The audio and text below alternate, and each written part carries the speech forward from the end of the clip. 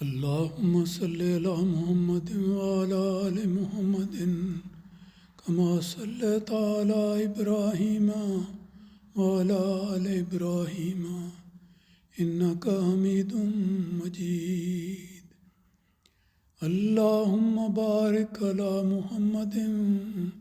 وعلى آل محمد كما باركت على إبراهيم وعلى آل إبراهيم إنك حميد مجيد. اللہ تعالیٰ کے فضل سے ہم رمضان المبارک کے مبارک مہینے سے گزر رہے ہیں، اور ہر روز ہمیں رسول پاک صلی اللہ علیہ وسلم کے پھولوں سے بھرپور خوشنما وادی سے گزرنے کا اتفاق ہوتا ہے. میری مراد درس حدیث سے ہے، جس میں ہم ہر بار رسول اکرم صلی اللہ علیہ وسلم کے بیان فرمودہ اقوال میں سے چند ایک کا مطالعہ کرتے ہیں. آج کے درس میں میں وضو کے بارے میں کچھ احادیث آپ کی خدمت میں رکھوں گا. وضو کیا ہے؟ یہ مومن کے لیے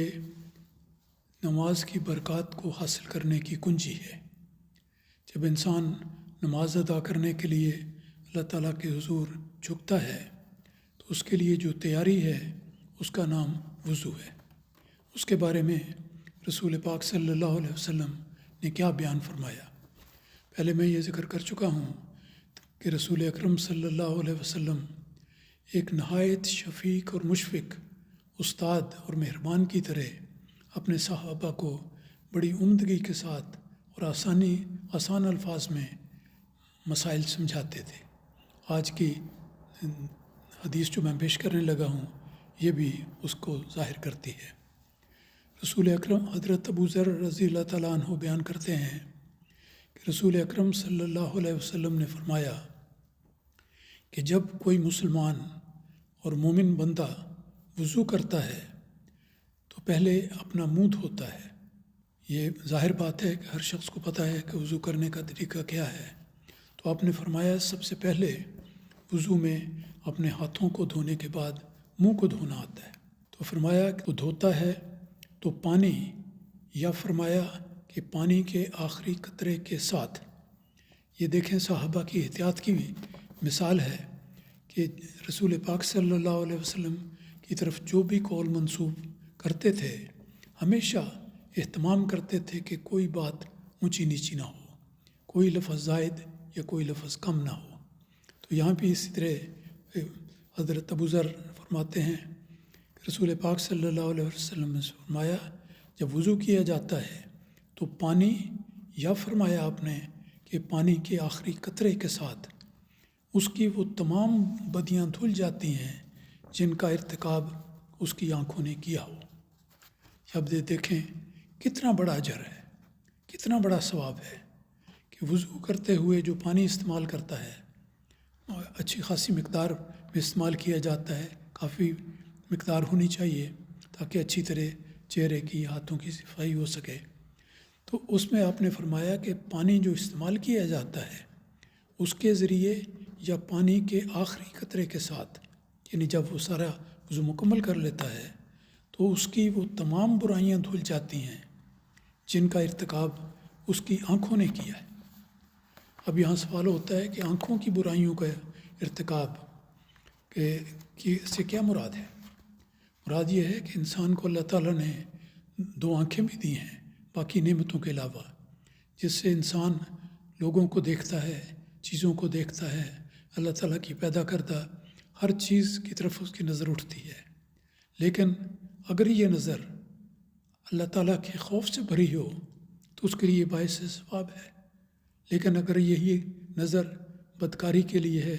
بری نیت سے ہے، برے خیال سے ہے تو اس کے لیے باعث عذاب ہے. تو آپ نے فرمایا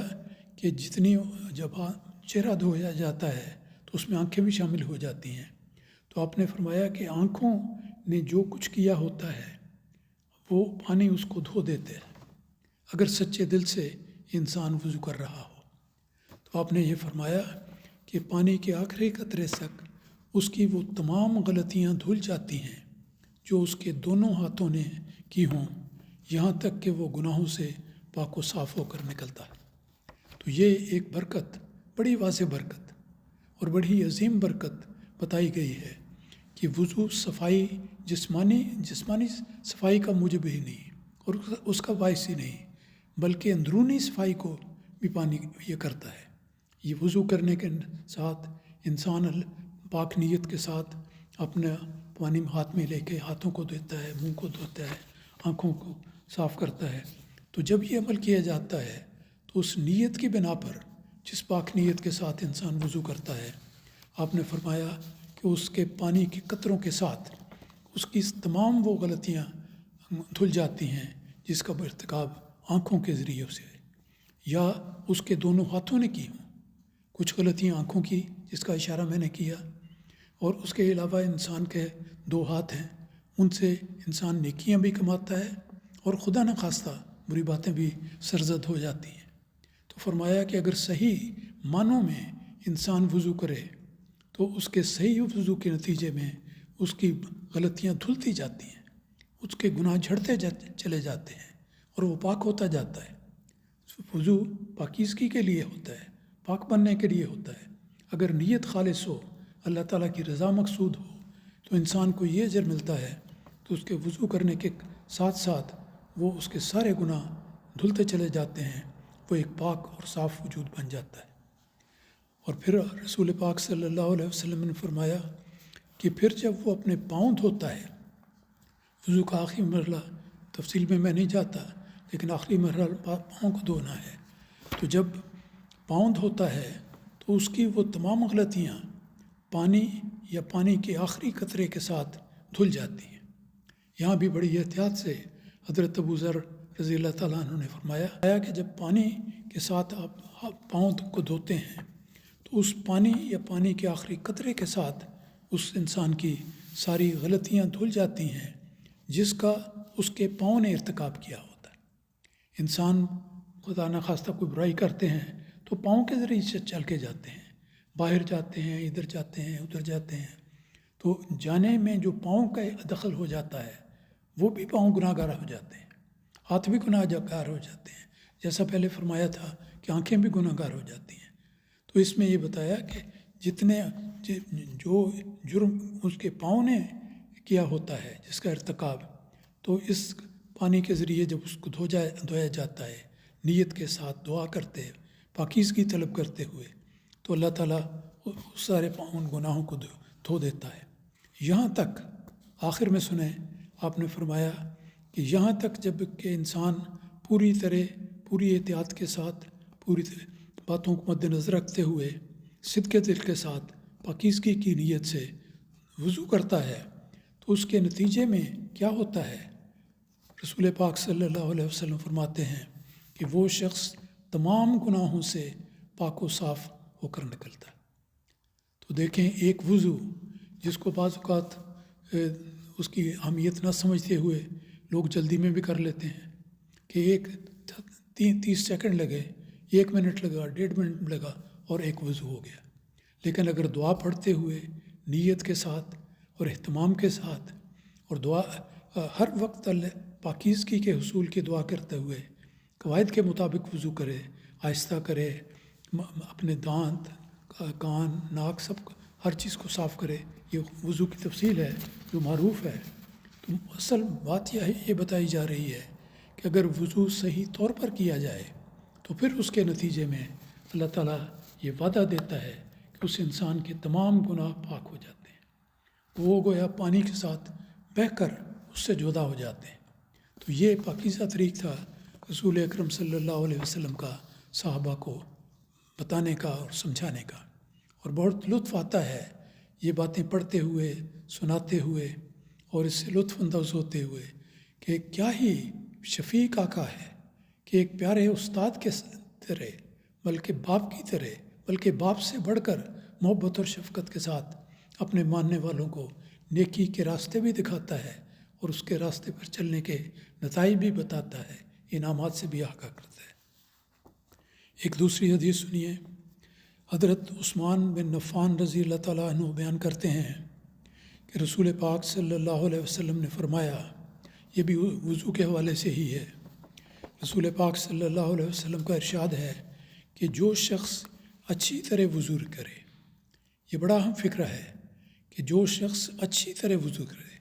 جیسا پہلے میں ذکر کر چکا ہوں کہ اگر وضو کو جلدی جلدی کیا جائے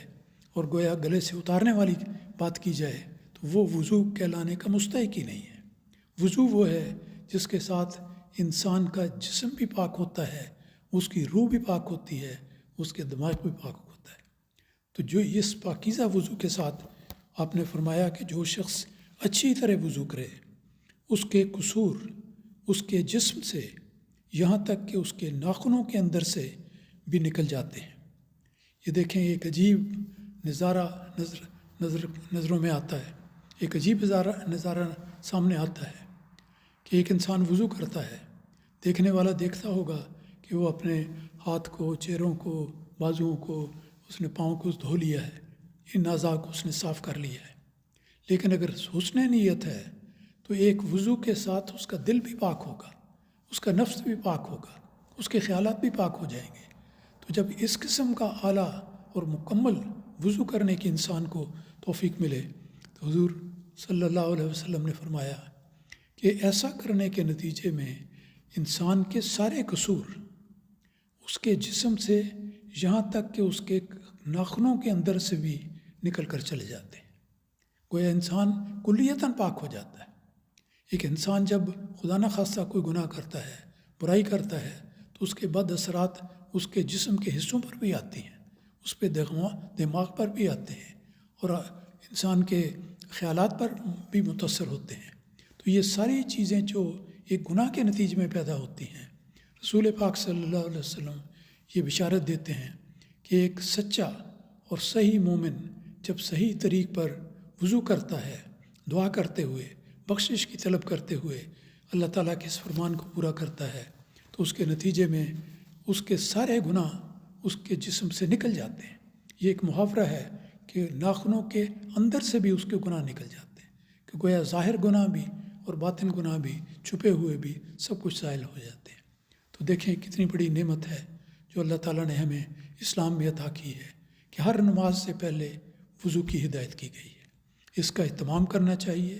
دل ڈال کے وضو کرنا چاہیے، صحیح طریق پر وضو کرنا چاہیے، تاکہ واقعی ہم ان بشارتوں کے وارث بن سکیں جن کا ان 2 حدیث میں ذکر ہوا ہے جو آج کے درس میں بیان کی گئی ہے۔